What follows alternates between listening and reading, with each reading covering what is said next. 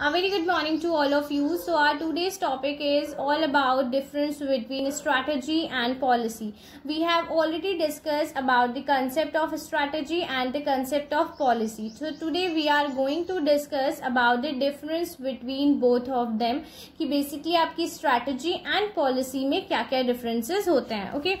सो meaning से start करते हैं. तो first basis of difference is basically your meaning. कि मीनिंग से अगर मैं स्टार्ट करूं तो strategy provide a direction in which the organization need to go for achieving the organizational goal by employing various resources. It means that कि strategy आपको एक direction provide करती है जिसके थ्रू ऑर्गेनाइजेशन नीड के बारे में पता चलता है और किस तरीके से हमें अपनी ऑर्गेनाइजेशन के गोल्स को अचीव करना है. उन सारी चीजों के बारे में जितनी भी डायरेक्शन होती है वो स्ट्रैटेजी प्रोवाइड करती है. अगर मैं बात करती हूँ पॉलिसी की तो आप policy provide guidelines to the employee for smooth operation and decision making. यानी कि स्ट्रैटेजी आपकी ऑर्गेनाइजेशन गोल्स को डायरेक्शन देती है, जबकि जो पॉलिसी होती है वो आपको आपके जो जितने भी एम्प्लॉयज होते हैं उनको गाइड करने का काम करती है कि बेसिकली वो किस तरीके से वर्किंग करें सो दैट स्मूथ वर्किंग हो सके ऑर्गेनाइजेशन में. नेचर की अगर मैं बात करती हूँ तो with the help of strategy the formulated policy are applied practically within a stipulated time frame. It means that कि आपकी स्ट्रैटेजी की हेल्प से ही जितनी भी पॉलिसीज होती हैं उन्हें प्रैक्टिकली अप्लाई किया जाता है with in a specific time. Okay. अगर पॉलिसी की अगर मैं बात करती हूँ तो आप policy just instruct in work but it is not associated with any time frame. यानी कि आपकी जो पॉलिसी होती है वो वर्क के इंस्ट्रक्शन से रिलेटेड होती है बट किसी भी पर्टिकुलर स्पेसिफिक टाइम फ्रेम से रिलेट नहीं करती है, जबकि स्ट्रैटेजी जो होती है वो आपकी टाइम फ्रेम से रिलेट करती है. नेक्स्ट अगर मैं बात करती हूँ आगे तो strategy are formulated for those situations which have yet not occurred and hence the organisation has no formal response. यानी स्ट्रैटेजी आपकी उन सारे सिचुएशंस के लिए बनाई जाती है जो सिचुएशन अभी तक हुई नहीं है और ऑर्गेनाइजेशन के पास कोई फॉर्मल रिस्पॉन्स भी नहीं है उस पर्टिकुलर सिचुएशन के लिए, यानी बेसिकली अनस्ट्रक्चर्ड सिचुएशंस. ओके.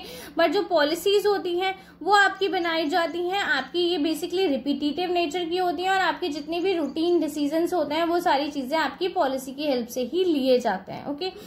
आगे अगर मैं बात करती हूँ स्ट्रैटेजी में तो strategy is formulated for crisis issues and require constant attention from the top management. यानी कि स्ट्रैटेजी बनाई जाती है बेसिकली आपकी क्रिटिकल इश्यूज के लिए कि आपके जितने भी ऑर्गेनाइजेशन में क्रिटिकल इश्यूज हैं जो आपके अनस्ट्रक्चर्ड डिसीजंस हैं उन सारे डिसीजंस के रिगार्डिंग स्ट्रैटेजी का फॉर्मुलेशन किया जाता है, क्योंकि जितने भी क्रिटिकल डिसीजंस होते हैं अनस्ट्रक्चर्ड डिसीजंस होते हैं वो सब टॉप लेवल मैनेजमेंट के थ्रू लिए जाते हैं और टॉप लेवल मैनेजमेंट उन हर एक डिसीजंस के रिगार्डिंग स्ट्रैटेजी बना के रखता है. Okay. Next is policies are formulated by the top management for day to day activities. देखो पॉलिसी और स्ट्रैटेजी दोनों ही टॉप लेवल मैनेजमेंट के थ्रू बनाई जाती है, बट होता क्या है कि जो स्ट्रैटेजी बनाई जाती है स्ट्रैटेजी बेसिकली आपके अनस्ट्रक्चर्ड डिसीजंस के लिए बनाई जाती है, लेकिन जो पॉलिसी बनाई जाती है वो आपकी डे टू डे एक्टिविटीज के लिए बनाई जाती है कि बेसिकली आपकी जो डे टू डे एक्टिविटीज हैं उन्हें किस तरीके से रन करना है. दूसरी बात, after the policies are formulated, it became the responsibility of subordinate to implement those with the involvement without the involvement of top level management. यानी कि अगर आपके जितने भी टॉप लेवल मैनेजमेंट है उन्होंने एक बार पॉलिसी बना दी एंड देन उसके बाद जो रिस्पॉन्सिबिलिटी हो जाती है वो सबऑर्डिनेट्स की हो जाती है कि वो किस तरीके से उस पॉलिसी को इम्प्लीमेंट कराते हैं ऑर्गेनाइजेशन में. ये रिस्पॉन्सिबिलिटी हो जाती है आपकी सबऑर्डिनेट की. बेसिकली जो इम्प्लीमेंटेशन का काम है वो मिडिल लेवल मैनेजमेंट ही करता है आपकी ऑर्गेनाइजेशन में.